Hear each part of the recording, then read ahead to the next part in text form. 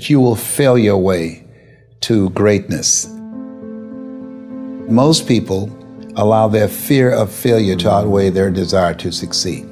When you're willing to fail again and again and again, when you make up your mind to become unstoppable, when you make up your mind to become a no matter what person, then that will then give birth to a part of yourself that you don't know right now.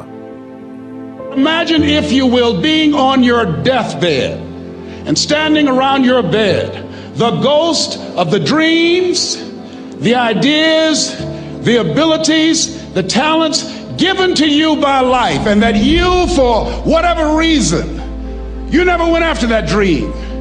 You never acted on those ideas. You never used those talents. You never used those gifts. And there they are standing around your bed looking at you with large angry eyes saying, "We came to you, and only you could have given us life. And now we must die with you forever." See, most people stop short of their dreams and park and get off the highway of life because of the rejections of life. You will always be rejected. It's no big deal. Jack Canfield said rejection is a myth. It's not like when somebody says no and then they slap you. No, it's just, to me, make no your vitamin. Get excited about the no. Why? Because every time someone says no, that brings you another step to a yes. You're getting closer. Trust me, you will win if you don't quit. You will win if you don't quit. Even a broke clock is right twice a day. As you go through the challenges of life and you look at it and embrace whatever comes to you, don't run from it. Step toward it. Don't try and duck it like most people do. See, most people want it easy. See, if you, easy come, easy what? Easy go.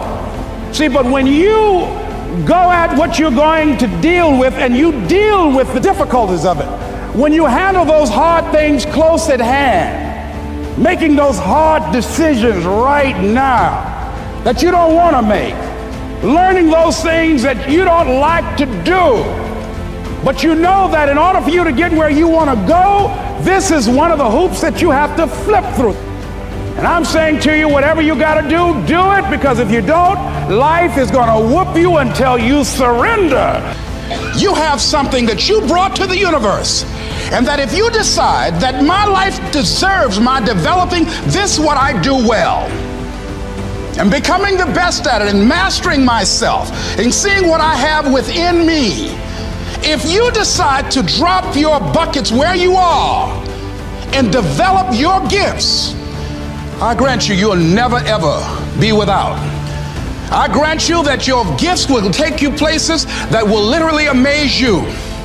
I grant you that if you begin to work to develop your gifts, you'll develop a strong sense of happiness. You'll get a larger vision of yourself, because part of beginning to get a larger vision of yourself, all of us need some area of our lives where we can have a feeling of competence. That people know when they think about this area, that's something you do. That you eat and sleep that. And that you do that. You do that. Changing is not easy. That changing your life, changing habits, reinventing yourself, picking yourself up after life has knocked you flat on your back. I've got to say, when life knocked you down, try and land on your back, because if you can look up, you could get up. Well, that sounds cute, but that's not easy. When I was diagnosed with prostate cancer 17 years ago, that first time that happened, I said, hey, I can handle this. Then when it came back a year later, last year, 17 years later, and this time it metastasized to 7 areas of my body and ate 40% of my T1 vertebrae. Now the stakes are higher. It's this life saying, okay, Mr. Motivator, you beat cancer the first time. What you gonna do now? I started laughing. When the doctor told me, he said, why are you laughing? Are you in denial? I said, no. I said, I feel like Mother Teresa. He said, what do you mean? She said, Lord, I know you know how much I can bear. I just wish you to have so much confidence in me. I said, the stakes are higher. So I've got to dig in and got to fight more, because at the end of the day, life is a fight for territory. And once you stop fighting for what you want, what you don't want will automatically take over. And so it's a fight, it's a challenge in life every day. And what we have to do is embrace it. What we have to do is see it as a project to be worked on. In life, you will always be faced with a series of God-ordained opportunities, brilliantly disguised as problems and challenges. And so I see even cancer as a gift, as a God-ordained opportunity. If you died today, what dreams, what ideas, what talents, what books, what music, what leadership, what voice will die with you? There are a lot of people who are biting their fingers in fear that they might lose their jobs. But there are few people who have decided within themselves, I'm going to make it.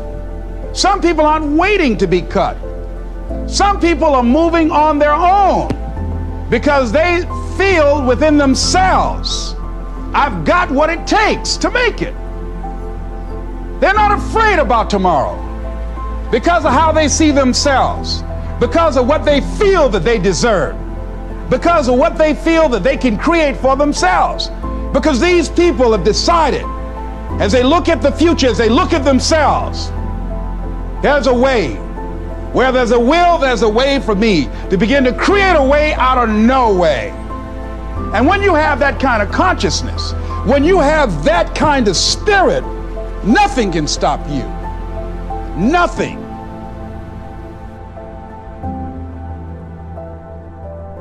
There's no secret to success. There's a system to success. And no matter what organization you become a part of, the system works if you work it.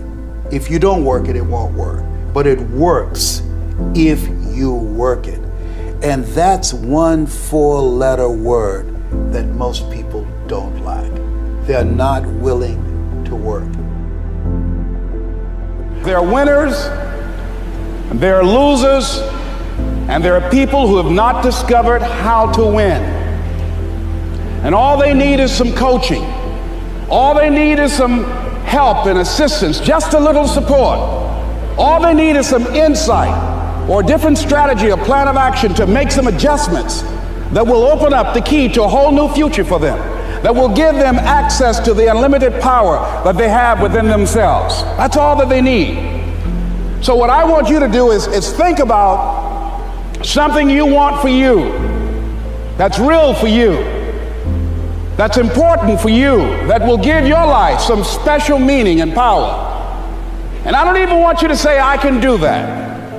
I don't want you to assume that. See, 5 years ago when I started out in this area, I would not have been able to make the mental leap that I would be up to where I am right now.